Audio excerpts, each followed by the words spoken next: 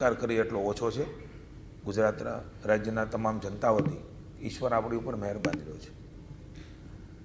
સાથે સાથે માનનીય મોદી સાહેબનું પણ ચર્ચા દરમિયાન વિશેષ ગુજરાતની જનતા વતી આભાર પ્રગટ કરવામાં આવ્યો છે।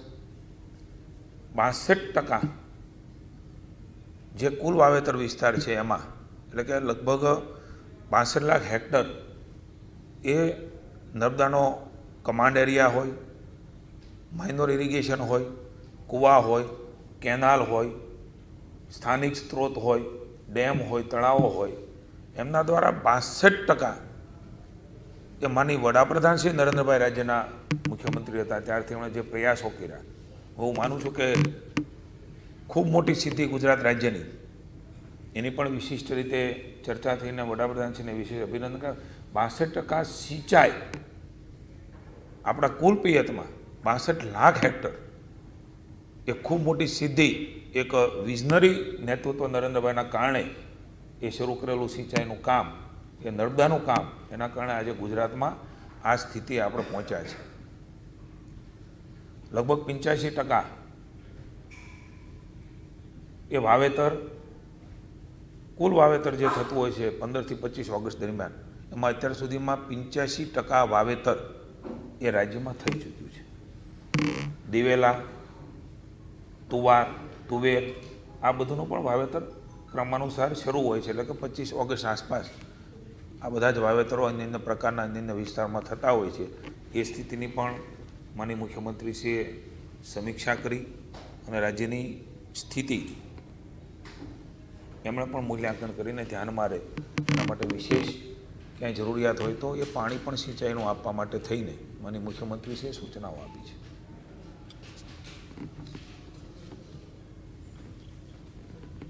મુખ્યમંત્રી શ્રી ભૂપેન્દ્રભાઈ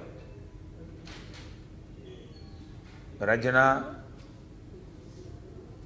વડા બન્યા ત્યારથી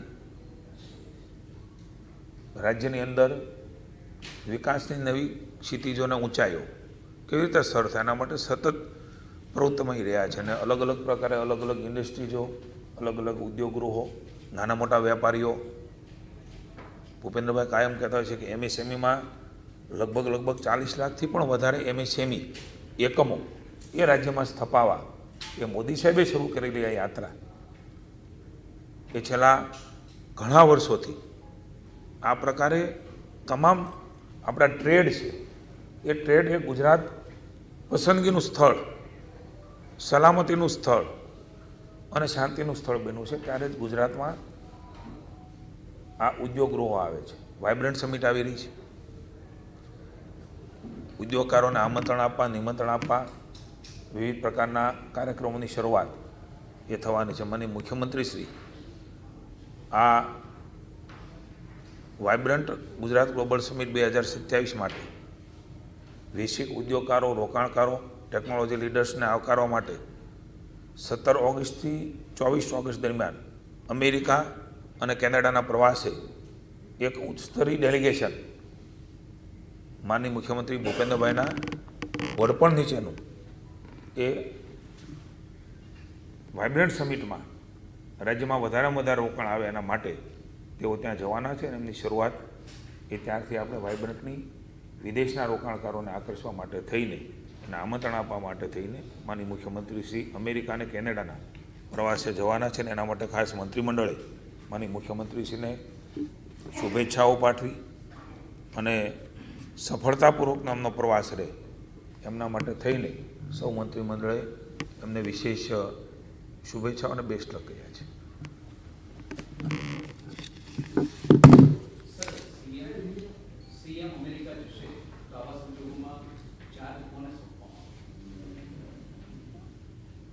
જીઈડી વિભાગ દ્વારા જ્યારે જે નિર્ણયો થશે એ આપણે જાણ કરવામાં આવશે। અત્યારે તો પ્રવાસનો વિષય છે, રાજ્ય માટે સારી વાત છે કે માનનીય મુખ્યમંત્રીશ્રી સૌપ્રથમવાર રાજ્યના વિકાસ માટે, ઉદ્યોગગૃહોને આવકારવા માટે વિદેશ પ્રવાસ પહેલી વાર કર્યા છે, ત્યારે વિશેષ માનનીય મુખ્યમંત્રીશ્રીને અભિનંદન આપ્યા છે।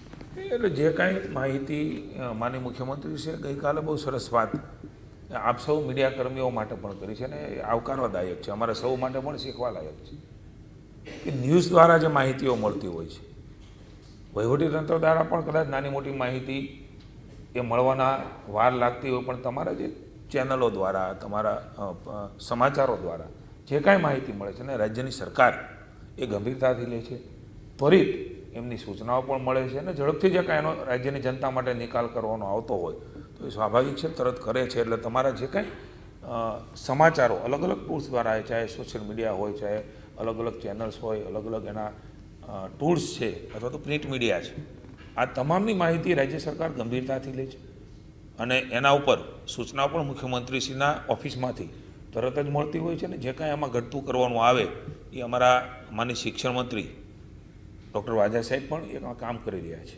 Thank you.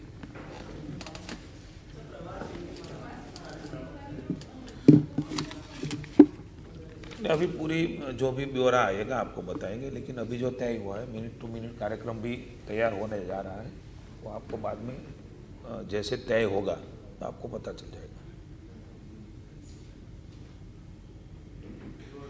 मंत्रिमंडल की आज जो बैठक हुई उसमें कई कार्यक्रम अलग अलग प्रकार के भी घोषित हुए हैं. वन विभाग का कार्यक्रम महानगर पालिका और जिला स्तर पे होगा.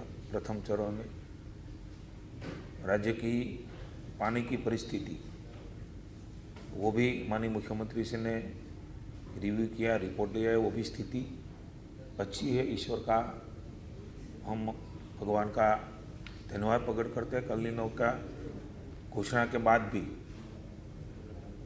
ईश्वर ने गुजरात पे कृपा की है.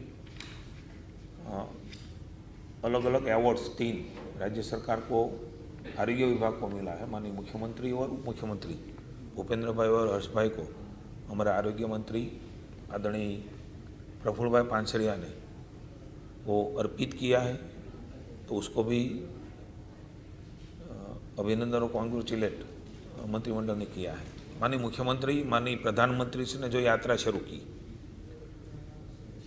वाइब्रेंट समिट, ग्लोबल समिट, वो गुजरात में माननीय मोदी साहब ने उसकी शुरुआत की थी और पूरे देश में हमारे प्रतिपक्ष के भी राज्य रहे उसनो भी उसको अनुसरा है.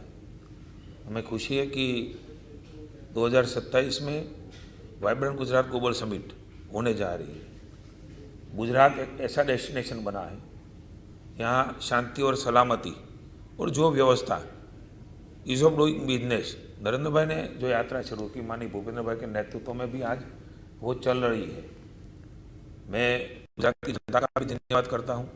सरकार की ओर से हमारे यहाँ अलग अलग ट्रेड काम कर रहे हैं, लेकिन किसी को भी कोई परेशानी, गुजरात में सबसे अच्छी बात है माननीय मोदी साहब ने फ्रेंडली एक एटमॉस्फेयर बनाया है, सबका सपोर्ट मिला. तो आज यूनियन भी गुजरात में नहीं है. ये सबसे बड़ी चीज़ मुझे लगता है कि राज्य में जो आकर्षित करने वाली चीज़ है वो मोदी साहब ने जो शुरुआत की थी और जिस तरह से फ्रेंडली एटमॉस्फेयर बनाया, कोई भी समस्या प्रश्न वो बैठ के हल हो रहा है.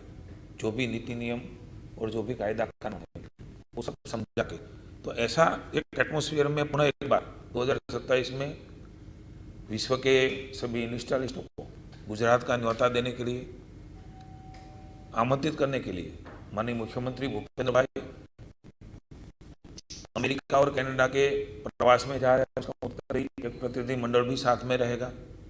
17 अगस्त से 24 अगस्त 2026 माननीय मुख्यमंत्री श्री गुजरात के मुख्यमंत्री बनने के बाद मोदी साहब ने जो यात्रा शुरू की है उसको और आगे ले जाने के लिए विदेश प्रवास पे जा रहे हैं. मंत्रिमंडल ने उसको बधाइयाँ दी है और उसका प्रवास सफल रहे ऐसे भी